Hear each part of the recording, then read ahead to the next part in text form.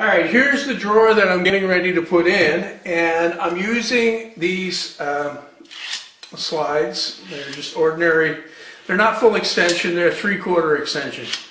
And they're 16 inches long, and that's how long the drawer is.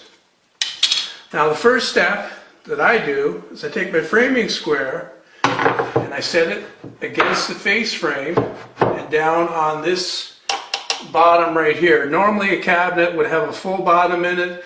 In this case I've just used a strip to economize.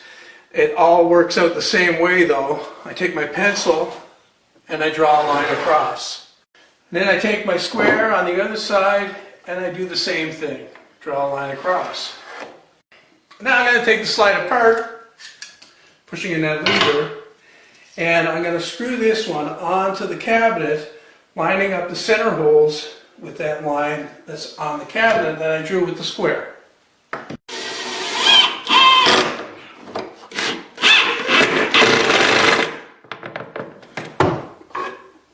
And I'll do the same on the other side. Now here's the important part. I've got a couple of strips here that are about 3/16 of an inch thick, and I'm just going to put those on the bottom as spacers. I'm going to put my drawer in.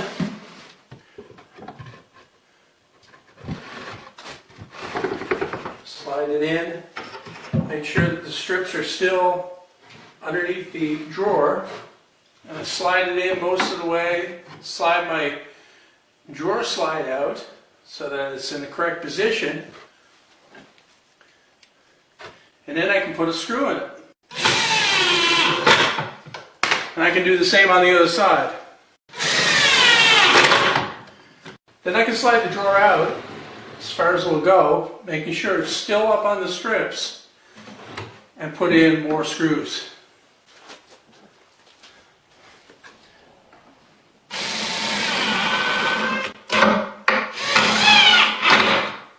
The 4 screws in, I can take the drawer out and finish putting the screws in.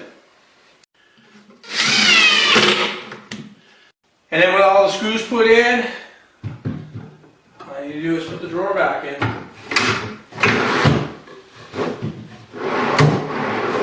And it's a perfect fit.